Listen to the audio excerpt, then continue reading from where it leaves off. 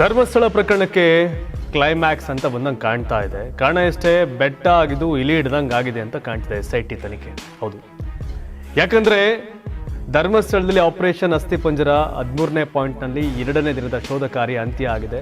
32 ಅಡಿ ಅಗಲ, 28 ಅಡಿ ಉದ್ದ, 18 ಅಡಿ ಆಳಕ್ಕೆ ಗುಂಡಿಯನ್ನ ತೆಗೆದ್ರು. ತ್ಯಾಜ್ಯ ಬಿಟ್ಟು ಏನೂ ಸಿಕ್ಕಲಿಲ್ಲ, ಮೂಳೆಗಳು ಸುಳಿವಿಲ್ಲ. ಅರ್ತ್ ಮೂವರ್ ಬಳಸಿ ಗುಂಡಿ ಮುಚ್ಚಿಸಿದ SIT ಲೇಸರ್ ಲೈಟ್ ಹಾಕಿ ಸೋಕೋ ಟೀಮ್ನಿಂದ ಶೋಧ ಕಾರ್ಯ ಮಾಡಲಾಯಿತು. ಶೋಧ ಕಾರ್ಯಾಚರಣೆಗೆ ಇದೀಗ ಫುಲ್ ಸ್ಟಾಪ್ ಬೆಳೀತಾ ಅನ್ನೋ ಪ್ರಶ್ನೆ ಕಾಡ್ತಾ ಇದೆ. ಕಾರಣ ಎಷ್ಟೇ, ಗೃಹ ಸಚಿವರನ್ನ SIT ಮುಖ್ಯಸ್ಥ ಭೇಟಿಯಾಗಿದ್ದಾರೆ. ಪ್ರಣಬ್ ಮೊಹಂತಿ ಭೇಟಿ ಮಾಡಿ ವರದಿಯನ್ನು ಇದುವರೆಗೂ ಏನೇನಾಗಿದೆ ಅಂತ ಸಲ್ಲಿಕೆ ಮಾಡಿದ್ದಾರೆ. ತನಿಖಾ ಕ್ರಮದ ಸಂಪೂರ್ಣ ಮಾಹಿತಿಯನ್ನು ಗೃಹ ಸಚಿವರಿಗೆ ಸಲ್ಲಿಕೆ ಮಾಡಿದ್ದಾರೆ. ಈ ವೇಳೆ ತನಿಖೆ ಮುಗಿಸಲು ಮೊಹಂತಿಗೆ ಸೂಚನೆ ಕೊಟ್ಟಿದ್ರಾ ಅನ್ನೋ ಪ್ರಶ್ನೆ ಕಾಡ್ತಿದೆ. CM ಜೊತೆ ಚರ್ಚೆ ಮಾಡಿ ಅಧಿಕೃತ ಸೂಚನೆ ಕೊಡುವಂಥ ಸಾಧ್ಯತೆ ಇದೆ. ಮೊಹಂತಿ ಭೇಟಿ ಬಳಿಕ CM ಭೇಟಿಯಾಗಿದ್ದಾರೆ ಪರಮೇಶ್ವರ್ ಅವರು. ವಿಧಾನಸೌಧದಲ್ಲಿ CM ಕಚೇರಿಯಲ್ಲಿ ಈ ಬಗ್ಗೆ ಮಾತುಕತೆಯನ್ನು ನಡೆಸಿದ್ದಾರೆ. CMಗೆ ಮೊಹಂತಿ ನೀಡಿದ ವರದಿ ಈಗ ಕೊಟ್ಟಿದ್ದಾರೆ, ಪರಮೇಶ್ವರ್ ಕೊಟ್ಟಿದ್ದಾರೆ. ಮೊಹಂತಿ ಏನೇನು ರಿಪೋರ್ಟ್ ಕೊಟ್ಟರು ಅದನ್ನು CMಗೆ ವರದಿ ಮಾಡಿದ್ದಾರೆ. ಅನಾಮಿಕನ ಮಂಪರು ಪರೀಕ್ಷೆ ಬಗ್ಗೆ ಕೂಡ ಚರ್ಚೆ ಆಗಿದೆ. ಧರ್ಮಸ್ಥಳ ಕೇಸ್ ಜನಾಂದೋಲನದ ರೂಪ ಪಡೆದರೆ ಕಷ್ಟ ಆಗುತ್ತೆ. ಆಗಸ್ಟ್ 12ರ ಕಾಂಗ್ರೆಸ್ ಸಭೆಯಲ್ಲೂ ಕೂಡ ಶಾಸಕಾಂಗ ಸಭೆ ಆಗುತ್ತೆ. ಈ ಸಭೆಯಲ್ಲೂ ಕೂಡ CM ಮಾತನಾಡಿದ್ರು. ಕಳೆದ ಬಾರಿ ಲಿಂಗಾಯತ ವಿರೋಧಿ ಎಂಬ ಹಣೆಪಟ್ಟಿ, ಈಗ ಹಿಂದೂ ವಿರೋಧಿ ಅನ್ನೋ ಹಣೆಪಟ್ಟಿ ಭಯ ಸಿದ್ದರಾಮಯ್ಯವ್ರು ಕಾಡ್ತಾ ಇದೆ. ಜನರ ವಿರೋಧ ಕಟ್ಕೊಂಡ್ರೆ ಕಾಂಗ್ರೆಸ್ಗೆ ಭಾರೀ ಕಷ್ಟ, ಮುಂದಿನ ಚುನಾವಣೆಗಳಲ್ಲಿ ಹೊಡೆತ ಬೀಳುವ ಸಾಧ್ಯತೆ ಇದೆ. CM ಜೊತೆ ಮತ್ತೊಂದು ಅಂತಿಮ ಸುತ್ತಿನ ಸಭೆ ಮಾಡುವಂಥ ಸಾಧ್ಯತೆ ಇದೆ. ಅದರ ನಂತರ ಮುಂದಿನ ಕ್ರಮವನ್ನು ಸರ್ಕಾರ ತೆಗೆದುಕೊಳ್ಳುತ್ತೆ. ಯಾಕೆಂದರೆ ಆರೋಪ ಬಂದ ತಕ್ಷಣ ಎಲ್ಲರೂ ಕೂಡ ತನಿಖೆ ಆಗಲೇಬೇಕು ಅಂತ ಒತ್ತಾಯ ಮಾಡ್ತಾರೆ. ಆ ಟೈಮಲ್ಲಿ ದಕ್ಷಿಣ ಕನ್ನಡ ಜಿಲ್ಲೆ ಪೊಲೀಸರು ಹೇಳ್ತಾರೆ ಆರೋಪ ಮಾಡ್ತಾನೆ, ನಂತರ ಇವನು ಓಡೋಗ್ತಾನೆ ಅಂತ. ಬಟ್ ತುಂಬ ಪ್ರೆಷರ್ ಬಿಲ್ಡ್ ಆಗುತ್ತೆ, SIT ತನಿಖೆಗೆ ವಹಿಸ್ತಾರೆ. ಆದರೆ ಅವನೇನು 12-13 ಜಾಗ ತೋರಿಸೋನಲ್ಲೆಲ್ಲ ಕೂಡ ಗುಂಡಿ ಕಿತ್ತಕ್ಕೆ ಸಿಗಬೇಕಾಗಿತ್ತು. ಆದರೆ ಸಿಕ್ಕಿದ್ದು ಬೆರಳೆಣಿಕೆ ಎಷ್ಟು. ಒಂದು ಗುಂಡಿಯಲ್ಲಿ 8 ಶವಗಳನ್ನ, ಹೆಣಗಳನ್ನ ಊತ ಹಾಕಿದ್ದೀನಿ ಅಂತ ಆತ ಹೇಳಿದ್ದ, ಅನಾಮಿಕ ಭೀಮಾ ಅಂತ ಕರೆಸಿಕೊಳ್ಳುವ ವ್ಯಕ್ತಿ. ಬಟ್ ಅಲ್ಲೇನೂ ಸಿಕ್ಕಿಲ್ಲ. ಇನ್ನೊಂದು 5 ಅಡಿ ಆ ಕಡೆ, ಇನ್ನೊಂದು 5 ಅಡಿ ಈ ಕಡೆ ಇರ್ಬೋದೇನೋ, ಎಡವಟ್ಟಾಗಿರುತ್ತೆ, ಭಾಳ ವರ್ಷ ಆಗಿದೆ ಅಂತ ಕೆಲವರು ಮಾತಾಡ್ತಿದ್ರು. ಹಾಗಾಗಿ 7ಕ್ಕಿಂತ ಇನ್ನೂ ಹೆಚ್ಚುವರಿಯಾಗಿ ಗುಂಡಿ ಕಿತ್ತರು, ಏನೂ ಸಿಕ್ಕಿಲ್ಲ, ಬರೀ ಮಣ್ಣಷ್ಟೇ.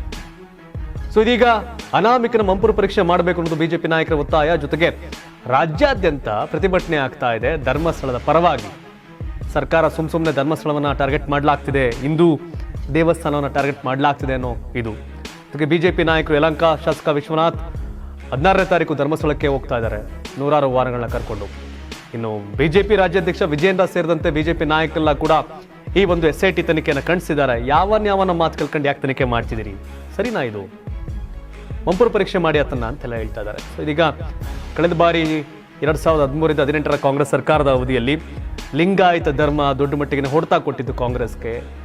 ಧರ್ಮಸ್ಥಳದ ವಿಷಯ ಕೂಡ ಮುಂದಿನ ಚುನಾವಣೆ ಹೊಡೆತ ಆಗ್ಬೋದು, ಸರಿಯಾದ ನಿರ್ಧಾರ ತೆಗೆದುಕೊಳ್ಳಿ ಅನ್ನೋ ಒತ್ತಡ ಕಾಂಗ್ರೆಸ್ ಶಾಸಕರಿಂದ ಬರ್ತಾ ಇದೆ.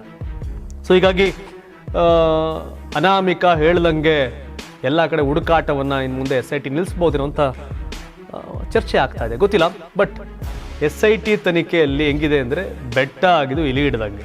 ಅಲ್ಲೇನೋ ಇದೆ, ತಲೆಬುಡೆ ಮೂಳೆ ಏನು ಲೆಕ್ಕ ಹಾಕಿದೆ ಎಲ್ಲರೂ. ಹಾಗಾಗಿ ಅವ್ರು ಆರೋಪ ಮಾಡಿದ್ರು, ಆ ದಿವಸದಲ್ಲಿ ತನಿಖೆ ಆಗ್ತಾ ಇತ್ತು. ಈ ಪ್ರಾರಂಭಿಕ ಹಂತದಲ್ಲೇ ಆತನ ಆರೋಪಗಳು ಸುಳ್ಳು, ಸಂಪೂರ್ಣ ಸತ್ಯ ಇಲ್ಲ ಅನ್ನೋ ಅಂಶಗಳು ಗೋಚರ ಆಗ್ತಿದೆ ಮೇಲ್ನೋಟಕ್ಕೆ. ಬಟ್ ಇದೇನಾಗತ್ತೋ ಗೊತ್ತಿಲ್ಲ. ಸೊ ಇದೆಲ್ಲೋ ಒಂದು ಕಡೆ ತನಿಖೆನ ಮುಂದುವರೆಸಿದ್ರೆ ಸರ್ಕಾರಕ್ಕೆ ಇಕ್ಕಟ್ಟಿಗೆ ಸಿಲ್ಕತ್ತಾ ಅನ್ನೋ ಪ್ರಶ್ನೆ ಸಹಜವಾಗಿ ಕಾಡುತ್ತೆ. ತಾವೇನು ಹೇಳ್ತೀರಿ? ಅನಾಮಿಕ ಹೇಳಿದ ಕಡೆ ಎಲ್ಲ ಗುಂಡಿ ಕಿತ್ತರು, ಹುಡುಕಿದ್ರು, ಏನೂ ಸಿಕ್ಕಿಲ್ಲ ಅನ್ನೋ ಸುಳ್ಳು. ಸಿಕ್ಕಿದೆ ಕೆಲವೆಡೆ ತಲೆಬುರುಡೆ ಮತ್ತು ಮೂಳೆಗಳು. ಅದು ಹೆಣ್ಣಿಂದ ಗಂಡಿಂದ ಅನ್ನೋ ತನಿಖೆ ಇನ್ನೂ ಆಗಬೇಕಾಗಿದೆ. ಸೊ ಹಾಗಾಗಿ ಧರ್ಮಸ್ಥಳದ ಬಗ್ಗೆ ಅಪನಂಬಿಕೆ ಬರಲಿ, ಧರ್ಮಸ್ಥಳ ಕ್ಷೇತ್ರದ ಬಗ್ಗೆ ಅಪನಂಬಿಕೆ ಹುಟ್ಟು ಹಾಕುವಂಥ ಕೆಲಸವನ್ನು ಮಾಡ್ತಿದ್ದಾರೆ ಅನ್ನೋ ಆರೋಪ ಇತ್ತು.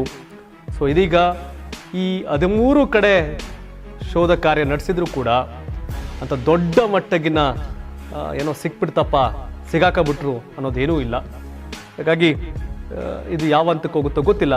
ಸದ್ಯಕ್ಕೆ ಸರ್ಕಾರ ಈ ದಿಸೆಯಲ್ಲಿ ಇನ್ನು ಕೆಲವೇ ಗಂಟೆಗಳಲ್ಲಿ ನಿರ್ಧಾರವನ್ನು ತೆಗೆದುಕೊಳ್ಳೋ ಸಾಧ್ಯತೆ ಇದೆ. ತಾವೇನು ಹೇಳ್ತೀರಿ ಈ ಬಗ್ಗೆ? SIT ಬೆಟ್ಟ ಆಗಿದ್ದು ಇಲಿ ಹಿಡಿದ್ರ?